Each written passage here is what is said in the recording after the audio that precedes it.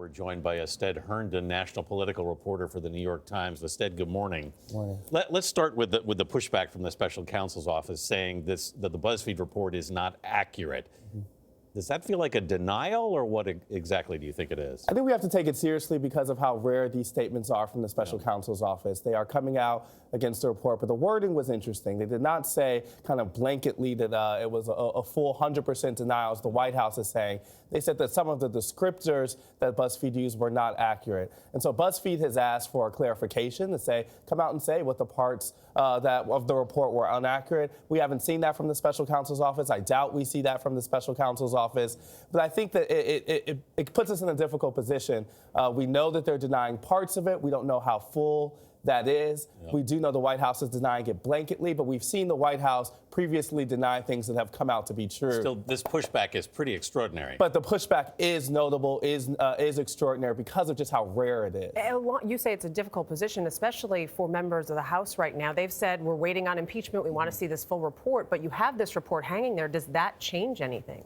It will for some Democrats. I mean, you had immediately after BuzzFeed's story, some Democrats come out on Twitter and in statements saying, if this is true, we need to move with impeachment immediately. Since we have this pushback, I expect that to cool a little bit. That if is really important. But there is a number of House Democrats, especially on the more progressive side, who have been calling for impeachment for a while now. The House leadership doesn't want that. They've been able to quell those calls. But for that community, the impeachment process, they're ready to get started any day. Let's talk about the government shutdown. The president says he's going to have a major announcement later on this afternoon. What do you expect him to say?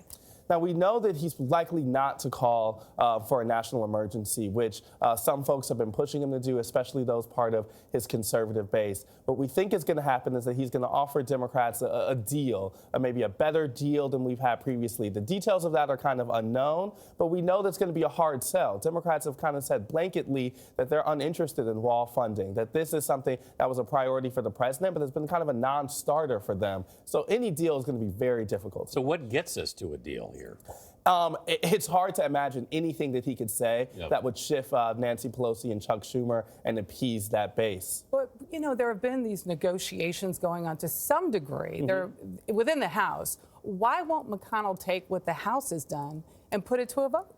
Because that would hurt the president. The president understands that his base wants that border wall, and that's kind of been the only issue. But the president, even McConnell's been here before the president, will be here after the president. Why is he so concerned with, I know he's the president, but why is he so concerned right now? I mean, they're protecting the president. They're insulating him politically from having blowback from his own base. And so, yes, this is a co-equal branch in Congress. They could go and fund the government separately. That's certainly what Democrats and even some Republicans have been calling for. But that will require Mitch McConnell, that will require Kevin McCarthy in the House to push the president politically in ways they don't want to do because they know he has such a stranglehold on that base. Plus, a vote would go down and their constituents would know which way they stood. Exactly. All right, Astead Herndon, thank you so much. Thank you.